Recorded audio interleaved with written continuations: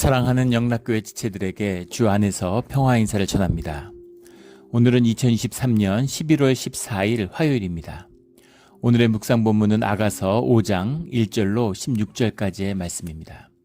오늘 본문 말씀 5장 1절부터의 말씀은 이렇게 시작합니다. 내 누이 내 신부야, 내가 내 동산에 들어와서 나의 모략과 향재료를 거두고 나의 꿀송이와 꿀을 먹고 내 포도주와 내 우유를 마셨으니 나의 친구들아 먹으라. 나의 사랑하는 사람들아 많이 마시라. 아가서의 그 연인을 향한 그런 고백이 이어지고 있습니다. 보통 솔로몬 왕이 술람미 여인을 향한 이제 그 사랑의 고백을 이제 다 이어가고 있다, 이렇게 보고 있죠. 5장 1절의 말씀은 사실은 4장에 붙어야 되지 않을까 싶은 이제 그런 생각은 드는데, 4장에서 결혼식의 어떤 그 아름다움, 기쁨 뭐 이런 것을 노래했다고 하면, 5장 1절의 말씀은 결혼식에 이어지는 결혼식에 이제 피로연을 하잖아요. 그런 음식을 먹고 서로 이제 그런 잔치를 여는 그런 잔치의 모습이다. 그렇게 이제 이해합니다. 모략과 향재료를 거두고 나의 모략과, 모략이라는 건 모울이 앞에 계속 나왔던 거죠. 향재료라는 것, 뱃삼이 발삼 영어로 하면 다 이제 향수죠. 요즘으로 하면 향기 나는 그런 것들을, 향을 계속 뿌리고 꾸미고 이제 그런 그 잔치, 꿀송이와 꿀을 먹고 포도주와 우유를 마시고 이런 그 결혼식의 잔치를 여는 이제 그런 것을 고백하고 있습니다. 그리고 2절이 되면 이제 그 다시 이 화자가 바뀌어요. 그 고백이 뭐 솔로몬 왕의 고백이 이어졌다고도 보기도 하고, 아니면 술람미 여인의 고백으로 바뀌었다라고도 하는데, 바뀐 것으로 보는 것이 문맥적으로 맞을 것 같습니다. 여인의 고백, 남성의 고백에서 여인의 고백으로 바뀌는 것이죠. 그리고 이제 본문의 내용을 잘 묵상해 보면 그렇지만 이것을 꼭 뭐 솔로몬 왕과 술람미 여인의 구체적인 사건이 아니라 사랑하는 여인의 그 애틋한 마음, 절절한 마음, 이런 것을 노래했다고 볼 수 있겠죠. 2절에 내가 잘지라도 마음은 깨었는데 나의 사랑하는 자의 소리가 들리는구나. 잠이 들어도 우리의 이제 무의식은 깨어 있죠. 그래서 소리를 듣는 겁니다. 우리 코를 골아서 숨이 막힐 것 같으면 잠시 깨우기도 하고, 그 다음에 무슨 잠자다가 이렇게 목 같은 게 눌리면 몸의 자세를 바꾸죠. 그 모든 것을 이제 무의식이 주관하는, 뇌의 한 90%가 무의식을 주관하고 있다고 하잖아요. 예전에 뇌과학이 발달하기 전에는 우리가 뇌에 뭐 한 5%밖에 안 쓴다, 뭐 10%도 안 쓴다, 뭐 이런 얘기 했는데, 그래서 그걸 쓰면 어떻게 될까? 뇌에 안 쓰는 부분이 하나도 없죠. 뇌의 모든 부분을 다 씁니다. 근데 무의식, 우리의 영이잖아요. 심령을 다스리는, 심령을 주관하는 부분이 우리 몸의 가장 중요한 역할이다 하는 것을 알게 되는 거죠. 운전하다 꾸벅꾸벅 졸아도 운전하고, 그런 거 많죠. 딴 생각하고 잠깐 정신줄 놨는데도 내가 운전하고 있고, 이런 경우를 아마 경험하셨을 겁니다. 그렇게 이제 마음은 깨어 있는 거죠. 마음이 깨어 있다는 대표적인 것이 꿈이잖아요. 그래서 꿈을 꾸는 거죠. 마음을 깨었는데 나의 사랑하는 자의 소리가 들리는구나. 문을 두드려 이르기를 나의 누이, 나의 사랑, 나의 비둘기, 나의 완전한 자의 문을 열어다오. 나의 누이라고 얘기하는 것으로 봐서 문을 두드리는 자가 남성임을 알 수 있겠죠. 솔로몬 왕이 와서 문을 두드리고 술람미 여인이 그 안에서 그 소리를 듣는 것으로 1절과 2절은 화자가 이 인칭이 바뀌었다라는 것을 이제 알 수 있죠. 내 머리에는 이슬이, 내 머리털에는 밤이슬이 가득하였구나, 하였다 하는구나. 그렇게 얘기하는 거죠. 내 머리가 다 머리에 젖었다. 문을 열어다오. 문을 열어달라고 문을 두드리고 있는 것이죠. 새벽에. 그래서 왜 머리가 이렇게 젖었을까? 이것이 목자에 대한 표상이다. 일반적인 남성에 대한 표현이다. 뭐 이렇게도 담을 수 있겠죠. 양치기가 이제 그 가장 일반적인 직업의 표상이니까 밖에 나가서 밤에 양들을 돌보고 이제 아침이 돼서 들어오는 거죠. 그러니까 머리가 다 젖어 있는 겁니다. 우리 이 팔레스타인의 날씨도 우리 캘리포니아하고 날씨가 지중해성 기후로 같잖아요. 특히 우리 동네 여기 마리나나 우리 뭐 파시픽 그로브 이런 데 살아보면 실감하죠. 따뜻한 태양이 이렇게 내리쬐니까 그 수증기가 올라왔다가 날씨가 차가워지니까 땅에 지면에 내리는 거죠. 그래서 아침에 이제 그 새벽 기도하려고 나오면 항상 매일 밤마다 비 온 것처럼 완전히 땅이 흠뻑 젖어 있고 벽에 이제 막 그 습기가 줄줄 흘러요. 우리 이 마리나 쪽에 우리 교회도 마찬가지죠. 햇볕이 또 나면 그 이제 다 증발돼서 올라가고, 그래서 늘 수증기가 밤마다 내리는 거죠. 물 안 줘도 나무들 잘 자라잖아요. 그런 이슬을 맞은, 밤 이슬을 머리에 가득 맞은 그 목자의 모습이다라는 거죠. 그래서 밤의 일을 마치고 그 사랑하는 연인을 보기 위해 와서 문을, 얼굴을 보기 위해서 몸을 두드리는 거죠. 문을 좀 열어달라고 문을 두드리는 것입니다. 이미 결혼을 하고 가족을 이뤘는데, 그러니까 이 얘기라는 것은 이제 그 연인과의 서로 떨어졌을 때 절절함, 그 간절함. 2장에 보면 남자의 목소리로 여성을 향한 간절함의 마음을 얘기했다면, 5장에 와서는 여성의 입장에서 남성을 향한 그런 간절한 그런 목소리를 노래하고 있는 거죠. 그래서 보통은 이제 술람미 여인의 고백으로 그렇게 받아들입니다. 솔로몬 왕을 향한 간절한 그런 고백이 담겨 있는 거죠. 3절에 내가 옷을 벗었으니 어찌 다시 입겠으며 내가 발을 씻었으니 어찌 다시 더럽히랴마는 잠자리에 들었다는 얘기죠. 그래서 옷을 벗었으니 라는 게 쿠타네티라는 말인데, 쿠타네티라는 말이 이 성경에 나오는 또 다른 아데렛이란 말이 나옵니다. 아데렛이라는 게 우리가 겉옷, 겉옷을 벗어달라 그러면 속옷도 벗어줘라 뭐 이런 이야기, 옷을 찢어서 나누었다 이럴 때 나오는 말들이 다 아데렛이죠. 겉옷이에요. 다 원피스 같은 통으로 짠 옷인데 그 겉옷이 아데렛이고, 여기 나오는 쿠타네티라고 하는 것은 아데렛 안에 입는, 사실은 속옷인데 우리가 지금 생각하는 언더웨어는 아니고, 우리 지금 겨울철에 우리가 옷 다 입고 위에다 잠바 입잖아요. 그 생각하시면 됩니다. 그래서 아데렛이란 겉옷이 잠바 같은 그런 것이라면, 우리가 입는 일상복이 이제 쿠타네티 이런 것이죠. 그러니까 집에 들어오면 겉옷을 벗어놓고 쿠타네틱 속옷을 입고서 일상복을 입고서 생활을 하는데, 그것을 벗었다는 얘기는 잠자리에 들었다는 얘기죠. 내가 발을 씻었으니, 샌들 같은 거 신고 다니잖아요. 그러니까 흙이고 포장된 도로가 아니니까 밖에서 일을 하던, 집 안도 마찬가지죠. 그러니까 이제 발에 완전히 먼지가 있는 거예요. 그래서 집 안에 들어오면은 그 발을 씻는 겁니다. 노예가 있으면 노예가 발을 씻겨주는 거죠. 손님의 발을 씻겨주는 것이 최고의 이제 예인 거죠. 발을 씻는 겁니다. 발을 씻고서 이제 잠자리에 누웠는데 어찌 다시 더럽히라마는, 그 밤에 누가 문을 두드린다고 해서 누가 옷을 입고 누가 다시 신발을 또 신겠느냐. 그럼 발을 또 씻어야 되고 또 옷을 다시 벗어야 되는데, 입고 벗고 또 해야 되는데 번거로우니까 누가 그렇게 하겠냐는 거죠. 그런데 4절에 내 사랑하는 자가 문틈으로 손을 들이밀매 내 마음이 움직여서, 문틈이라는 게 이제 하코르라는 말인데, 하코르라는 말이 구멍이에요. 구멍. 문틈에 문에 구멍이 있는데, 보통 문에 구멍을 떠서 이제 요즘처럼 무슨 락이 있는 게 아니잖아요. 그래가지고 자물쇠를 잠그는 열쇠를 밖에서 걸어야 되니까 이제 기둥 같은 거를 문틈에 넣어가지고 이제 그 자물쇠를 걸었다는 거죠. 문에 구멍이 뚫려 있었다는 겁니다. 그 구멍에다가 손을 집어 넣어가지고 그 문을 두들기고 손을 들이밀고 이러니까 그걸 보고서 이제 마음이 움직였다는 거죠. 그 간절함에 마음이 움직여서. 근데 그걸 본 건 아니고 문을 두드리니까 이제 그 소리를 듣고, 목소리를 듣고서, 그래서 일어나서 이제 누군가 그러고 나가는 거죠. 목소리를 들으니까 누군지 알고서 이제 나가는 겁니다. 문만 두드렸다 그러면 나가지 않겠죠. 통행 금지가 있고, 그 밤에 아무나 못 다닙니다. 근데 밤에 뭔가 돌아다니면서 문을 두드렸다는 건, 밤에 돌아다니는 사람이면 진짜 이상한 사람 아니겠어요? 파수꾼이 아닌 다음엔 무슨 경찰이나 군인이 아니고서 통행 금지가 있는데 밤에 누가 돌아다닙니까? 그러니까 범죄자거나 쫓기는 사람이거나 뭔가 사연이 있는 거겠죠. 문을 두드린다고 쉽게 문을 열어주진 않았을 거예요. 그런데 그 목소리를 듣고서, 그래서 이제 문을 열려고 나갔다 이런 거죠.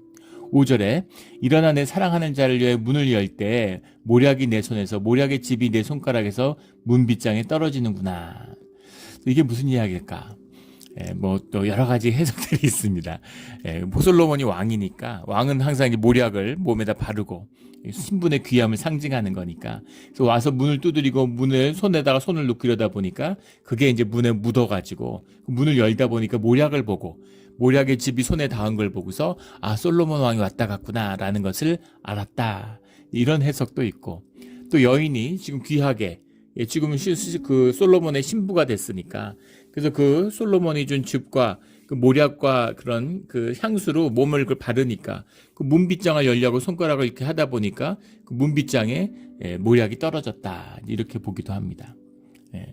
그러니까 자려고 이렇게 씻고서 이게 화장도 지우고 새롭게 몸에다가 이렇게 향수도 바르고 이렇게 쭉 했는데 다시 나가서 문을 열다 보니까 그러니까 이제 거기에 모략이 떨어졌다. 이제 이런 것이죠. 그러니까 서둘러 나갔다. 예. 그리고 뭐 아랫사람을 시키거나 뭐 무슨 일꾼을 시키는 게 아니라 본인이 스스로 급하게 누굴 또 깨워가지고 언제 문 열어요. 그러니까 본인이 나가서 문빗장을 직접 열다 보니까 그 문빗장에 내가 묻힌 그 모략이 향수들이 다 묻어서 거기서 냄새가 나는구나. 이제 손가락에서 문빗장이 떨어졌구나. 그런 얘기죠. 그러니까 서둘러 뛰어나가서 문을 직접 열어주고 있는 그 연인의 모습, 여인의 모습이 이제 상상이 되는 거죠. 6절에 내가 내 사랑하는 자를 위하여 문을 열었으나 그는 벌써 물러갔네. 그가 말할 때 내 혼이 나갔구나. 그래서 이게 좀 이제 번역이 그가 말할 때 내 혼이 나갔구나. 그러니까 무슨 혼비백산한 것처럼 혼이 나갔구나. 왜 이렇게 번역을 했는지. 혼이라고 하는 건 이제 넵시라는 거죠. 우리 뭐 성경에 굉장히 많이 나오는 단어죠. 혼도 되고 뭐 열정, 패션도 되고 뭐 스피릿도 되고 뭐 여러 가지 뭐 다 되는 이제 그런 단어입니다. 뭐 디자이어로도 해석할 수도 있고. 그러니까 내 마음이라고 해석하면 되겠죠. 우리 말에서는 제일 이게 외연이 넓은 게 마음이죠. 내 마음이 나갔구나. 그런데 정신 나갔다 이런 얘기가 아니라 야짜흐라는 말인데 그냥 투고 간다는 얘기예요. 그러니까 무슨 이야기입니까? 예. 그의 목소리가 들렸을 때 내 마음이 따라 나갔다. 몸은 늦게 나갔지만 몸은 이제 몸이 일어나서 이제 예, 옷도 입고 예, 잠옷 있다 잠옷 벗어놓고 옷을 다시 갈아입고 그리고 신발 신고 뛰어나가려고 그러니까 시간이 걸렸지만 목소리를 들었을 때 내 마음은 이미 나갔다는 겁니다. 내 마음은 이미 문에 나가서 연인과 함께하고 있었다고 하는 거죠. 목소리를 들었을 때는 내 마음은 벌써 나갔는데 내가 그를 찾았는데 나와서 보니까 못 만나고 나와서 문을 여니까 없는 거죠. 불러도 응답이 없었노라. 그래서 막 외치는데 문을 두드리다 어디 갔는지 못 찾는 거예요. 그러니까 얼마나 안타깝겠습니까? 예, 기다리고 보고 싶고 이거 찾아왔는데 나가서 문을 열어보니까 없는 거죠. 예. 너무 안타까운 거죠. 예. 그 유튜브 이런 거 보다 보면은 이렇게 유튜브 알고리즘은 뭔지 참 알 수가 없는데 가끔씩 이제 새로운 거를 띄워요. 이런 데 관심이 있나 아니면 뭐 그걸 보는 사람들이 비슷하게 보기 때문인지도 모르겠죠. 예, 그런데 이렇게 뭐라 할까요? 깜짝 쇼처럼 누가 어디서 어떻게 한 건지 모르겠는데 이제 전쟁터에 나가 있는 계속 전쟁을 하니까 미군이 해외에 이제 전쟁터에 가 있는 군인이 뭐 이제 정부에서 이렇게 와가지고 무슨 추수감사절 우리 다음 주가 추수감사주일인데 성탄절 이럴 때 깜짝 가족을 방문하게 하는 겁니다. 그래서 뭐 학교에서 행사하고 있는데 뭐 무슨 뭐 여러 가지 뭐 일하고 있는데 이런데 갑자기 남편이 군복 입고 쓱 나타나는 거예요. 그러면은 그 와이프들이 열이면 열 다 그렇게 웁니다. 한국 사람만 우는 게 아니라 미국 사람들도 그렇게 울더라고요. 근데 뭐라고 말을 못하고 뭐 반가워하고 뭐 얘기를 하고 막 반가운 게 아니라 막 끌어안고 펑펑 울어요. 그런 거죠. 내 혼이 나갔구나라는 표현에는 마음이 갔는데 그 안타까움 뭐 전쟁에 갔는지 아니면 뭐 매일 밤 목자인데 새벽에 들어오는 거면 뭐 그런 상황은 아니겠죠. 근데 그 어떤 그 간절함, 아쉬움. 그래서 목소리를 듣고 뛰어나갔는데 없으면 얼마나 아쉽겠습니까? 예, 혹시 왔다 그냥 갔나? 잠깐 들려서 얼굴 보러 가려고 했는데 못 보고 갔나? 온갖 생각이 들고 마음에 안타까움이 있겠죠. 7절에 그게 6절의 마음이 7절에 그대로 이어집니다. 성안을 순찰하는 자들이 나를 만남에 나를 쳐서 상하게 하였고 성벽을 파수하는 자들이 나의 겉옷을 벗겨 가졌도다. 네. 그러니까 여성의 화자라는 건 분명하죠. 그 인칭이. 네. 솔로몬 왕이라면은 예. 순찰하는 자들이 쳐서 상하게 할 리는 없는데 이게 무슨 말일까? 그러니까 나가서 성벽을 막 부르면서 이름을 부르면서 막 뛰어다니는 거. 연인을 찾아서 여인이 막 뛰어다니는 거죠. 근데 나를 쳐서 상하게 했다라는 건 파수꾼들이 통행 금지인데 여인이 막 뛰어다니고 소리 지르고 이러니까 당연히 와서 제지를 하겠죠. 붙잡으려고 하는데 근데 누구도 못 맞고 뭐 다 비켜라 이러고 막 정신없이 찾으니까 이제 그런 상황이 상상이 되잖아요. 그러니까 그걸 제압하기 위해서 제압당하는 이제 그런 모습이겠죠. 나의 겉옷을 벗겨라는 말, 레디디라는 말인데 이 겉옷은 아데레트의 겉옷하고는 다른 겉옷입니다. 예, 여기 레디디라고 하는 것은 뭐 영어 번역에 보면 와이드 뭐 래핑 한다 랩한다 그러잖아요. 랩 와이드 래퍼 뭐 라지 베일 이렇게 썼는데, 그러니까 일종의 뭐라 그럴까요? 상당히 신분이 높은 이런 옷을 따로 입지 않죠. 근데 이제 잘 때 입는 잠옷과도 잠옷으로 볼 수도 있고 또 이렇게 망토 같은 이런 걸로 이제 이렇게 몸을 가리는 위에서부터 두꺼운 옷은 아니고 아주 얇은 천으로 해서 우리 커튼 같은 거 천 생각하면 되겠죠. 그런 걸로 몸을 이렇게 두르고 나가는 거죠. 근데 그런 것을 이제 뺏었다는 것이죠. 그러니까 이제 실성한 사람으로 보는 거죠. 막 사람 이름을 외치고 통행 금지가 돼 있는 시간에 법을 어기고 막 소리 지르고 막 붙잡아도 제지해도 말도 안 듣고 몸싸움하고 이러니까 이제 실성한 사람으로 봤다는 거예요. 그래서 파수꾼들이 나를 쳐서 상하게 했다. 이런 이야기입니다. 8절에 예루살렘의 딸들아 너희에게 내가 부탁한다. 너희가 내 사랑하는 자를 만나거든 내가 사랑함으로 병이 났다고 하려구나. 내가 너무 보고 싶어서 이 예루살렘의 딸들아, 예루살렘 모든 사람들 얘기하는 거죠. 누구든지 내 연인을 보거든 내가 병이 나고 간절히 보고 싶어서 기다리고 찾아다녔다. 그때 와서 내가 못 만났는데 그때 내가 쫓아나가서 그렇게 찾으려고 그랬다. 이제 그런 얘기죠. 이렇게 간절하게 찾으려고 했다. 이런 이야기입니다. 9절에 여자들 가운데 어여쁜 자야 너희 사랑하는 자가 남의 사랑하는 자보다 나은 것이 무엇인가? 너의 사랑하는 자가 남의 사랑하는 자보다 나은 것이 무엇이기에 이같이 우리에게 부탁하는가? 화자가 다시 바뀌었죠. 이 9절의 이야기는 예루살렘의 딸들 8절에 나오는 그 딸들의 목소리죠. 어여쁜 자야 술람 여인에게 하는 얘기겠죠. 너의 사랑하는 자가 남의 사랑하는 자보다 나은 것이 무엇인가. 뭐라 말할 수 없이 뛰어나고 아름답고 존귀하고 이렇게 얘기하는데 정말 나은 게 뭐냐. 그렇게까지 너의 여인이 그렇게 대단한 게 뭐가 있니. 너의 그렇게 칭송하는 너의 여인이 남보다 나은 게 뭐가 있니. 이렇게 물어보는 겁니다. 뭐가 그렇게 대단해.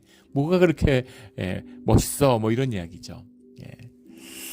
우리가 앞에서도 나누었지만 이 아가서의 이야기가 신앙의 표상이라는 이야기를 나눴잖아요. 그래서 어떤 눈으로 연인을 바라보는 사랑의 눈으로 사람을 바라보는 그런 거잖아요.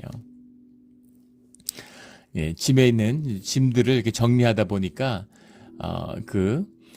애들이 어릴 때 이제 과제로 이렇게 제출했던 게 안 버리고 그대로 있는 게 있더라고요. 그래서 그걸 오랫동안 보관했는데 이제 정리해서 이제 없애는 거죠. 다시 그런 거를 할 일이 없을 것 같아서 숙제로 내고 이런 거. 거기에 이제 옛날 사진들이 이렇게 담겨 있는 거예요.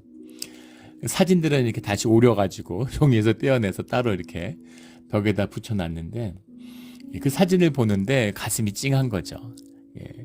또 우리 막내 의기 같은 경우도 교회에서 보시잖아요. 이제 얼굴이 확 변했죠. 성장기에 들어가서 옛날 얼굴이 없어요.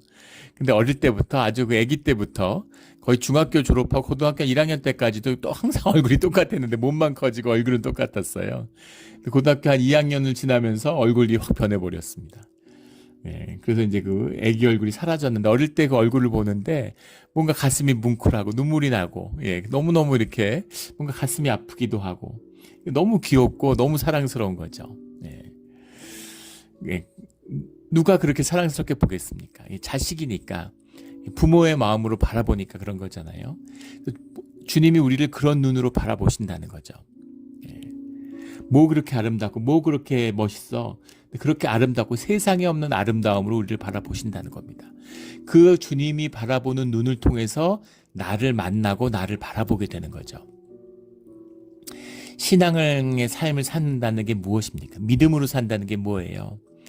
나의 나됨을 피워내는 겁니다. 나의 나됨으로 사는 거예요. 나의 나됨이라는 것을 나를 낳아준 부모도 나의 나됨을 높이지 않고 나의 나됨을 귀하게 여기지 않고 나의 나됨을 있는 그대로 받아주지 않았습니다. 공부 잘하면 칭찬하고 멋있다 그러고 공부 뭐라 하면 야단치고 뭐라 그러고 항상 잔소리 듣고 그랬잖아요. 부모가 그런데 누가 나를 있는 그대로 받아줍니까? 태어나서 단 한 번도 나의 나됨으로 내가 용납된 적이 없어요. 그러니까 당연히 내가 나를 어떻게 용납하겠습니까? 내 에고, 내 자아를 세워서 나를 채찍질하고 세상에 준 거짓 나를 진짜 나라고 믿고 나의 열등한 모습, 세상이 인정하지 않는 모습, 내 모자란 모습, 이런 모습을 스스로 정지하고 나무라고 억압하고 멸시하고 그러면서 살았잖아요. 예.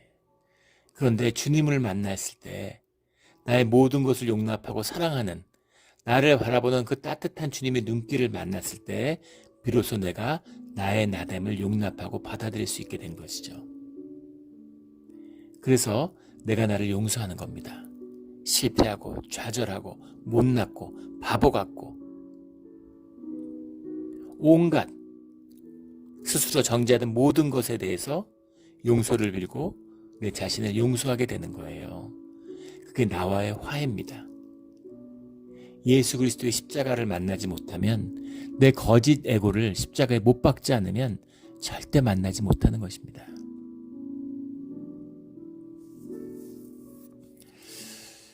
이것이 비밀이죠.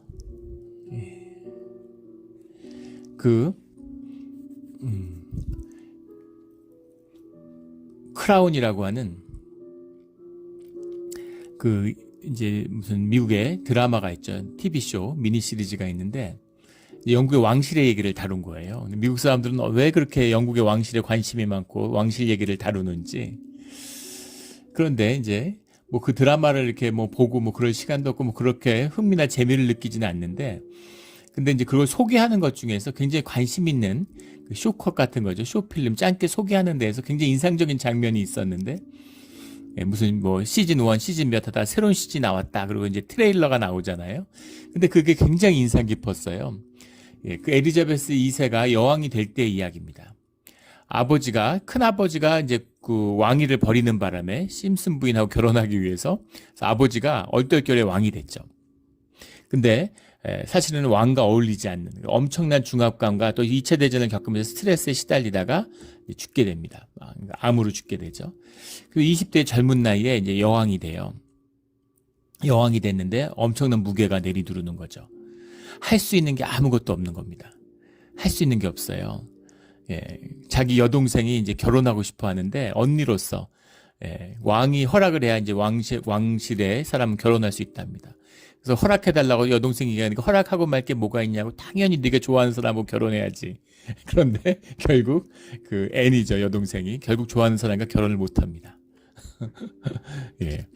왕실이 반대하고 나중에 의회를 설득하니까 의회가 반대하고 내각이 반대하고, 근데 그 사람들이 다 노예하고 그 평생 정치만 한 처칠 같은 역사상 가장 파워풀한 그런, 또 거기다가 왕실하고 혈연으로도 연결돼 있고 모든 걸 간섭하는 그 처칠에게 휘둘려가지고 막 힘든 거죠.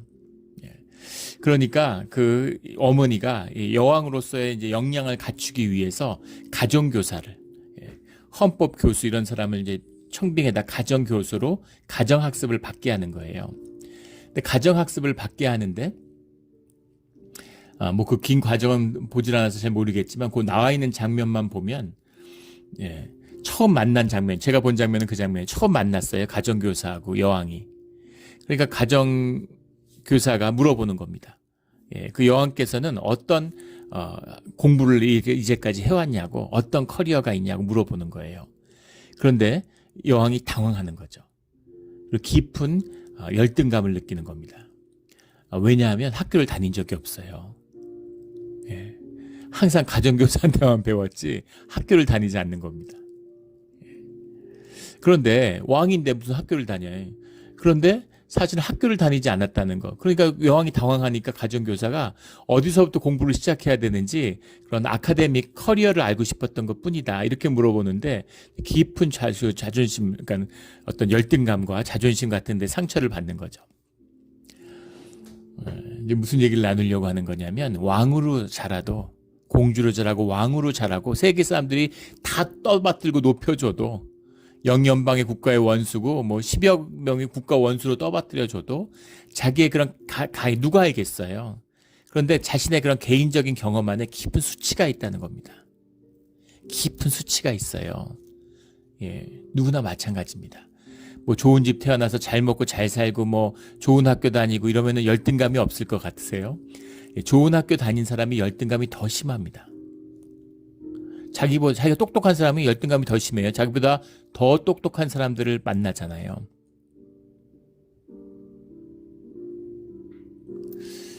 그런 거죠. 그래서 누구나 다 세상에 이 거짓에 넘어가면 다 패배자가 되는 겁니다. 다 패배자가 되는 거예요. 근데 이 좌절, 이 수치, 이 아픔, 이것을 주님이 그 진실을 대면하라고 하는 거죠. 우리가 그 수치와 아픔을 대면할 수가 없기 때문에, 너무 아프기 때문에 거짓 자아를 만들고, 내가 뭐 그럴듯한 사람인 것처럼, 내가 좋은 대학 나오고 돈 많이 벌고 좋은 집 사고 좋은 차 타고 다니고 좋은 시계 차고 이러면은 그럼 내가 뭐 성공한 사람이고 좀 나은 사람인 것처럼 안의 수치와 내 안의 아픔과 상처를 자꾸 외면하고 덮으려고 그러는 거죠. 주님을 만나는 길, 십자가 앞에 서는 길이라는 것은 그 수치와 아픔을 대면하는 겁니다. 그 수치와 아픔을 대면하는 그 수치스럽고 창피한 그 나를 한없는 사랑과, 세상에 이렇게 아름답고 이렇게 좋은 사람이 없다. 우주의 유일한 나잖아요. 우주에서 구별되는 나의 나됨, 그 특별함을 만나게 하시는 거죠. 내가 너랑 똑같은 사람이 지구상에 아무도 80억이 있지만 너는 너야. 너랑 똑같은 사람이 한 사람도 없어. 심지어 너랑 지문이 같은 사람도 없어. 그런 너를 내가 만들었다. 네가 가장 내 안에서 존귀한 자다라고 하는 그거를 만날 때, 그 주님을 만난 자의 자존심, 주님을 만난 자의 존귀함입니다. 그걸 만난 자가 세상에 뭘 내한테 갖다 붙이고 뭘 나뭇잎 치마를 입고 자랑할 게 뭐가 있겠어요.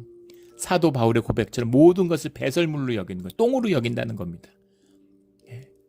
내가 가진 학력, 내가 가진 뭐 집안, 내가 가진 뭐 잡, 모든 걸 똥으로 여긴다는 거예요. 주님이 나를 바라보신 그 존귀함을, 이 존귀함, 내 자체로 존귀한데 여기 꾸밀 게 아무것도 없고 붙일 게 아무것도 없구나. 이렇게 되는 거죠. 내가 하버드 나왔어. 하버드 나와서 내가 빛나는 게 아니라 내가 하버드를 다녀줬기 때문에 하버드가 빛나는 것이죠. 그렇게 되는 겁니다. 하버드 가지 말란 얘기가 아니죠. 그 무엇도, 세상의 그 무엇도 나를 높이는 게 아니라 그것보다 더 높은, 그렇게 만들어진 내 자신의 존귀함을 만나는 거죠. 그래서 너의 사랑하는 자가 남이 사랑하는 자보다 나은 것이 무엇인가? 현상의 눈으로 비교하면 이게 나니 저게 나니, 세상의 눈이죠. 그런 게 아니라 보이지 않는 예수님의 비밀이잖아요. 예수님을 만났는데 세상의 눈으로 보는, 현상의 눈으로 보는 자의 눈에는 예수님이 아무것도 아닌 거죠. 뭐 목수의 아들이고 제대로 학교도 못 다녔고 가진 것도 없고 아주 비참한 모습 아니에요? 예수님을 알아갈수록 주님과의 교제잖아요. 이 깊이를 뭐라 말할 수 있겠습니까? 예수님을 왕으로 세우겠다고 능력 있어 보이니까 막 떠받들고 수만 명이 따라다니다가 십자가의 가르침을 얘기하니까, 예수님이 무엇을 위하고 뭘 할 것인가 얘기하니까 다 떠나버리죠. 일부의 제자만 남습니다. 그런 뭘 이루고 뭘 얻고가 아니라 주님과 교제하는 그 깊은 가운데서 만나는 진정한 축복, 그것을 경험하게 되는 것이죠. 그 축복을 만나는, 이 사랑의 눈빛을 만나는 그런 우리의 신앙이 되기를 주의 이름으로 축원합니다. 내 자신을 만나는 게 힘들고 괴롭기 때문에 종교가 생겨난 것이죠. 거짓으로 모든 걸 덮는 겁니다. 종교의 의로 나를 덮어요. 교회 안에 병든 사람들이 너무 많습니다. 세상에서 실패하고 인정 못 받는데 와서 믿음 좋다고 그러고 뭐 대단한 걸 한 것처럼 막 그런 사람들이 많아요. 또 다른 열등감의 표현이죠. 주님을 만난 사람은 떠벌리지 않습니다. 주님을 만난 사람은 활기치지 않아요. 주님을 만난 사람은 그 평화 가운데, 그 고요함 가운데서도 빛이 나는 겁니다. 작은 헌신을 통해서 주님의 일이 일어나는 거예요.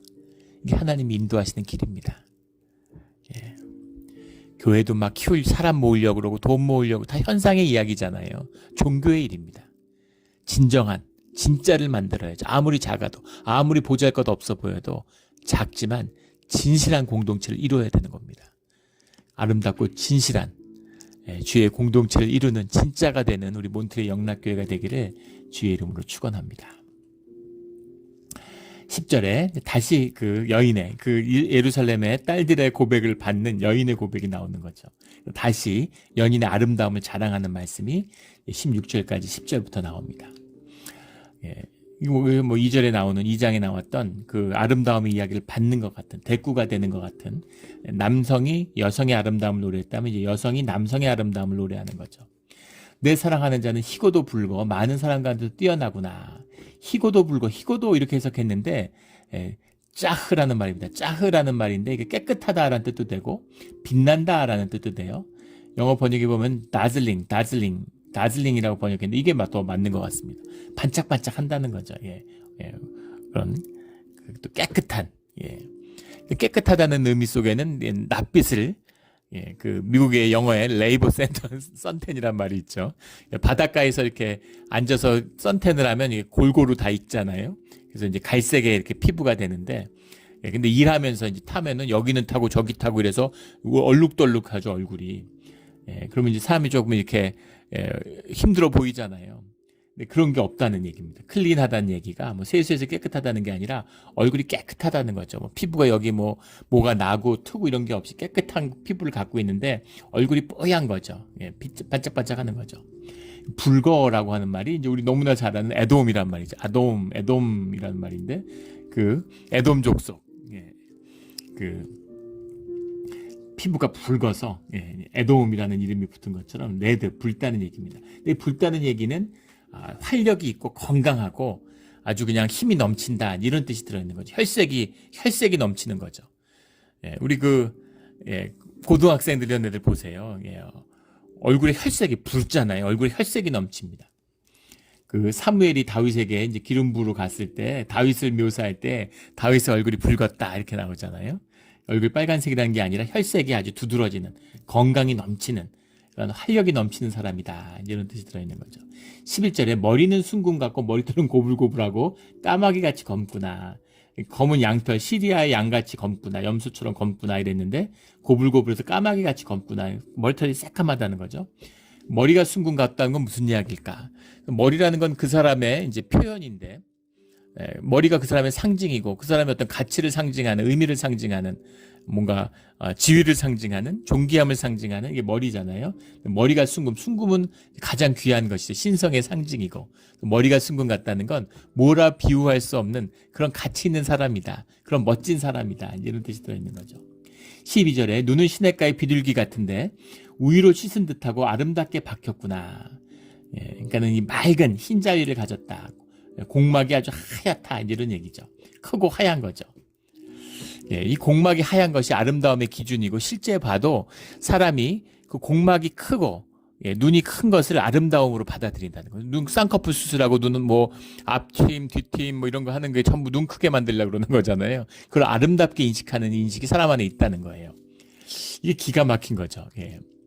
유인원 종류만 88종이 넘는데 그 얼마 안 된 겁니다. 불과 한 30년밖에 안 된 것 같은데 이 네이처지에 이게 발표돼서 굉장한 화제가 됐었죠. 유일하게 유인원 중에 인간만 흰자위를 갖고 있어요. 관심 없는 분들은 한번 찾아보시면 깜짝 놀랄 겁니다. 그래서 그 수많은 유인원 종들은 흰자위가 아니고 전부 흰자위에 색깔이 들어 있습니다. 그럼 왜 흰자위에 색깔이 들어 있을까? 눈빛을 감추기 위한 거죠. 눈빛을 감추기 위한 건데 왜 인간은 흰자위가 그렇게 있을까? 유인원들은 눈빛을 감춰야 되기 때문에. 왜 눈빛을 감출까요? 눈을 마주치면 싸우자는 얘기이기 때문입니다. 눈을 마주치면 막 싸워요. 그런데 이 인간들은 눈을 마주쳐야 되는 거죠. 눈 맞았다 그러잖아요. 눈이 맞아야 되는 거죠. 왜 눈을 맞추고 흰자위가 생겼을까? 흰자위의 역할은 무엇인가를 과학자들이 연구했는데 흰자위가 분명하고 클수록 감정의 표현이 더 잘 전달된다는 겁니다. 눈을 맞추기 위해서, 눈으로 이걸 협동가설이라고 그러죠. 과학에서. 서로 협력하기 위해 눈빛으로 말해요. 이런 사냥할 때 서로 눈으로 이렇게 하고 눈으로 표정이 딱딱, 야 도망가야 될 것 같아, 한번 해봐야 될 것 같아, 야 지금 나가, 눈빛으로 다 얘기가 통하는 거죠. 흰 자가 크고 검은 자가 까매야 그 감정의 표현이 적절하게 전달이 될 거 아닙니까? 그래서 호모사피엔스의 비밀은 협동의 비밀이죠. 그래서 감정 표현을 잘하기 위해서 흰자위가 발달했을 것이다 이렇게 보고 있습니다. 근데 그럴 것 같잖아요. 지금도 왜 눈이 큰 것을 아름답게 느꼈어요? 눈을 통해서 감정이 느껴지니까, 그 사람의 인간성, 감성 이런 게 더 적절하게 표현되니까. 그러니까 흰자위가 크면 사람들이 더 아름답게, 그 사람의 매력이 더 매력 있게 느낄 수밖에 없는 것이겠죠. 예. 그래서 공막에 큰, 근데 여기 그 우유를 씻은 듯이 아름답게 박혔구나. 예, 공막이 커다랗고 그 흰자 위에 검은 눈동자가 이렇게 딱 박혀 있는 것 같이 그런 아름다움을 갖고 있다, 이런 얘기죠. 야, 근데 이 공막과 흰자 위의 그 매력을 이 고대 3,500년 전에 이렇게까지, 예, 정난하게 아름답게 아주 그냥 두드러지게 표현했구나, 이제 이런 것이 놀랍죠. 뼈는 향기로운 꽃밭 같고, 13절에 입술은 백합과 같고 하얗다는 거죠. 백합과 향기가 나는데 입술은 빨갛다는 게, 백합은 하얀데 모략의 즙이 뚝뚝 떨어지는구나, 입술에서. 예, 뚝뚝 떨어지는 게, 입에서 뭐가 뚝뚝 떨어지나요? 이게 침이죠. 침에서 좋은 냄새 나는 침 없죠. 근데 그런 얘기는 아니고, 이제 그 말하는 것, 그 매력, 이런 것이 그냥 향기가 나는 것 같은, 입에서 구취가 나는데, 예, 거기서 모략의 냄새처럼 아름답다는, 이게 뭐에 씌운 거죠. 이게 사랑의 마음이잖아요. 연인이니까 뭐든지 다 귀하고 다 좋아 보이는 거예요. 너무 아름다워 보이는 거죠. 예. 결혼하기 전엔 비둘기의 눈 같았는데 결혼하고 애를 낳더니 매의 눈으로 바뀌었다는 그런 거잖아요. 진짜 매의 눈으로 바뀌었을까요? 뭐 그럴 수도 있겠지만 우리 인간은 알 수 없습니다. 우리 인간은 실제를 보는 눈이 없죠. 다 우리 의식의 프리즘을 통해서 봅니다. 우리 의식이 만들어내는 걸 보는 거예요. 실제의 것을 누가 볼 수 있겠습니까? 네, 그래서 과학자들이 그런 얘기하죠. 뇌를 절개해서 안구에게 뇌를 직접 대뇌를 보여주면 그걸 어떻게 인식할지 굉장히 아무도 그런 짓을 못 해보죠. 굉장히, 그러면 인식론의 새로운 차원이 열릴 거다, 뭐 이런 이야기를 합니다. 아무도, 세상의 그 누구도 있는 그대로의 실제를 눈으로 받아들이지 못해요. 다 뇌가 의식으로 보정하고 색깔을 입히고, 컬러도 마찬가지잖아요. 실제 어떤 색깔일지 누가 압니까? 예. 실제 우리가 보는 색깔하고 다를 건 분명하죠. 정확히 어떤 색깔인지는 알 수 없지만 다 뇌에서 보정을 하는 거예요. 그러니까 다 우리의 의식의 산물인 거죠. 그러니까 사랑의 눈으로 보니까 그냥 입에서 모략의 즙이 뚝뚝 떨어지는 것이죠. 예. 이런 눈으로 주님이 우리를 바라보신다, 이런 얘기입니다. 우리가 주님의 사랑을 받으면 이런 눈으로 와이프를, 이런 눈으로 남편을 보는 거예요. 그래서 부부가 하나됨을 이루고 가족이 축복이 되는 거죠. 그 사랑과 가족의 그 하나님이 주신 축복을 누리는, 이거를 뭐와 비교할 수 있겠습니까? 유교의 피난가도 그 다리 밑에서 새끼를 낳아서 그 자식을 키우기 위해서 헌신하는 어미의 그 마음, 사랑, 이게 생명의 비밀이잖아요. 예, 근데 뭐 집 없어서, 뭐 직업이 현찮아서 돈 없어서 결혼 안 하고, 결혼했는데 애는 안 낳고, 이런 저주가 어디 있습니까? 마귀의 속아도 단단히 속은 거죠. 마귀의 권세가 세상에서 맹위를 떨치고 있어요. 어느 때보다도 복음이, 어느 때보다도 십자가가 절실한 세상입니다. 멀쩡하게 공부하고 멀쩡하게 좋은 직업에 다 하는데 결혼해갖고 애를 못 낳는 겁니다. 제가 만난 분 중에서는, 예, 교회 다니고 부부가 의사예요. 애를 안 낳습니다. 예, 아버지가 목사님이에요. 근데 애를 안 낳습니다. 바쁘고 뭐 키울 그것도 없고. 그래서 그 아버지 목사님 부부가 애만 낳으면 다 키워주겠다고, 예, 걱정하지 말고 애만 좀 낳아라. 이런데도 아이고 뭐 그 배부르고 뭐 그렇게 그럴 시간이, 여유가 없다는 거예요. 무슨 일을 하길래, 무슨 뭐 나라를 구합니까? 뭘 하길래 나라를 구해도 그렇죠. 애 낳을 시간이 없는 인생이 뭐예요? 그 자체로 뭔가 잘못된 겁니다. 세상에 뭘 얻을지 모르겠지만 뭘 얻어도 실패한 인생이에요. 참 안타까운 일이죠. 예. 우리 깊은 사랑과 은혜와, 예, 이 생명을 누리는 우리의 축복된 삶이 되기를 주의 이름으로 축원합니다. 15절에 다리는 숭근 받침에 쌓은 화반석 기둥 같고 생김새는 레바논 같으며 백합면처럼 보기 좋고, 예, 생김새라는 게, 예, 마레후라는 말인데, 마레후라는 건 그냥 여기 생김새라는 번역은 괜찮습니다. 그냥 외모, 예, appearance, 그냥 그 외모를 얘기하는 거예요. 예, 비슷한 단어로 첼렘이라는 단어가 있죠, 히브리어에. 예, 이미지라고 번역되는데 우리 한글로는 이제 형상이라고 번역이 되는, 하나님의 형상 할 때, 예, 이마고 데이 할 때 그 형상입니다. 이미지에서 왔죠. 이미지가 이제 이마고에서 왔죠. 그 형상이라고 하는 것은 단순히 외형을 얘기하는 것이 아니라 그 본질, 하나님의 형상을 받았다, 그럼 하나님하고 외모가 닮았다라는 의미 이상의 하나님의 하나님됨, 그 본질적인 것이 우리에게 있다라는 이야기죠. 예, 훨씬 더 깊은 이야기입니다. 또 비슷한 말로 데무트라는 말이 자주 나와요. 데무트라는 말은 모양, 뭐 이렇게, 많이 라이크니스. 그것도 이제 형상을 얘기하는데 모든 사물의 형상 이런 걸 얘기할 땐 데모티 뭐 이런 표현을 쓰죠. 생김새가 백향목처럼 보기 좋다. 16절에 입은 심이 달콤하니 그 전체가 사랑스럽구나. 그 전체가 다 사랑스러운 거죠. 예루살렘의 딸들아 이는 내 사랑하는 자여 나의 친구로다. 야, 너 연인이 뭐 그렇게 특별해. 근데 야 봐 이렇게 특별해. 자기의 마음을 이야기하는 거죠. 내 마음속에 이보다 특별한 건 없는 거죠. 이는 내 사랑하는 자여 나의 친구로다. 나의 친구로다 라고 하는 히브리적인 표현이라는 것은 요즘 우리 느낌으로 하면 내 남편이지만 동시에 내 동지야 이런 의미입니다. 둘이 그냥 마음이 좋아서 같이 사는 부부 이상의 뜻을 공유하고 서로 오랜 시간 교제하고 신뢰하고 믿을 수 있는 한 길을 바라보며 같이 걸어가는 그런 사람이다. 동지다. 이런 뜻인 거죠. 내 사랑하는 자여 나의 친구로다. 주님이 우리를 사랑의 눈으로 보시고 예수님이 당신을 우리 친구다. 너희가 나의 친구다. 이렇게 얘기하시잖아요. 그런 친구인 것이죠. 우리 주님의 사랑 안에서 주님의 친구고 또 주님의 사랑하는 자고 주님과 혼인잔치의 주인공 부부가 되는 그런 우리의 신앙으로 자라나기를 주의 이름으로 축원합니다. 아멘. 기도드리겠습니다. 하나님 아버지 감사합니다. 오늘 이 사랑의 고백을 들으면서 우리가 젊었을 때 연인이었을 때 우리가 연애할 때 느꼈던 그 감정들을 다시 돌아보게 됩니다. 우리가 이 짧은 육신의 삶에서도 나이가 들어가며 그런 마음을 잊어가고 있습니다. 하지만 마음은 늙지 않고 마음은 늘 새로워지고 마음은 영원한 것임을 또 한번 알게 해주시니 감사합니다. 또 우리의 삶 가운데 주님이 이런 사랑하는 자를 바라보는 눈으로 우리를 바라보고 계심을 다시 한번 기억하게 해주시니 감사합니다. 이 존귀함으로 이 고귀함으로 우리의 삶을 밝히 빛나게 살아가는 축복받은 자의 삶, 누리는 자의 삶, 생명의 삶의 길을 열어주시옵소서. 감사하며 예수 그리스도의 이름으로 기도드렸습니다. 아멘.